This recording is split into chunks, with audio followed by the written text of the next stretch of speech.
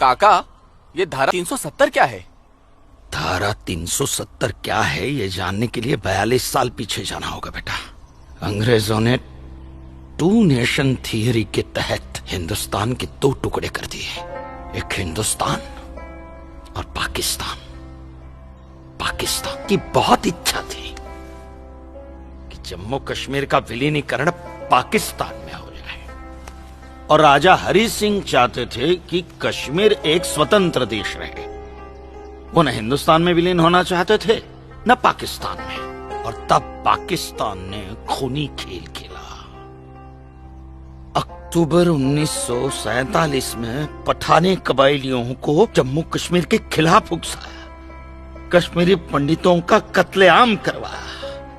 ऐसे हालात देखकर राजा हरि सिंह ने घबरा कर नेहरू जी से कहा, कृपा करके आप कश्मीर को बचा लीजिए। मैं ऐसे हालात में चाहता हूं कि कश्मीर का विलीनीकरण भारत में ही हो जाए, सेना भेजिए। लेकिन जब तक भारतीय सेना कश्मीर पहुंची बहुत देर हो चुकी थी। न जाने कितने कश्मीरी पंडितों का कत्लेआम हो चुका था। कश्मीर का 1/3 हिस्सा पठानी कबायलियों ने अपने कब्जे में कर लिया था। लेकिन अपनी इस नीच हरकत के बाद भी पाकिस्तान बाज नहीं आया।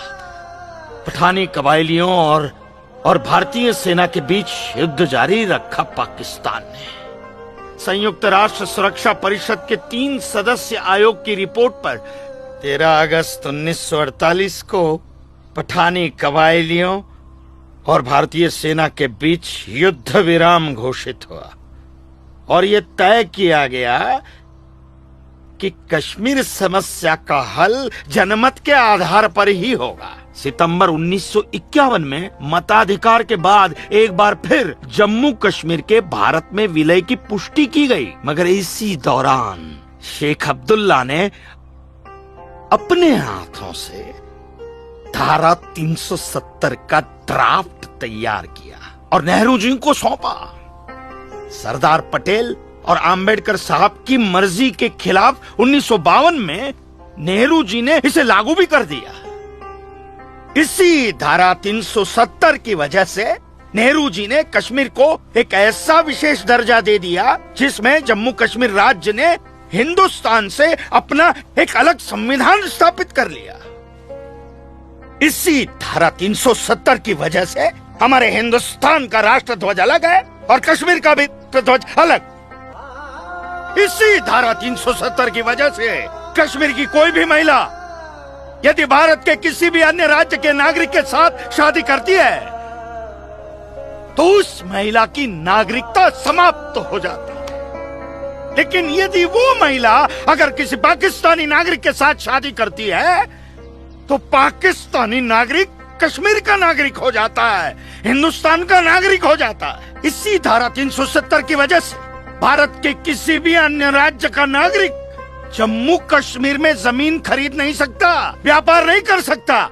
लेकिन जम्मू कश्मीर का नागरिक भारत के किसी भी अन्य राज्य में जाकर अपना व्यापार कर सकता है, जमीन खरीद सकता है, कुछ भी कर सकता है।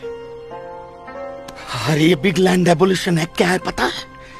यदि जम्मू कश्मीर का कोई भी मुसलमान जमीन ठेके पर लेकर खेती करता है तो कश्मीर की सरकार उस हिंदू को बिना मुआवजा दिए वो जमीन जबरन उस मुसलमान को दे सकती है। ये है बिग लैंड एबोल्यूशन एक्ट, ये है धारा 370-35 से, और इसी का नतीजा है ये गिरधारी जी का फैसला।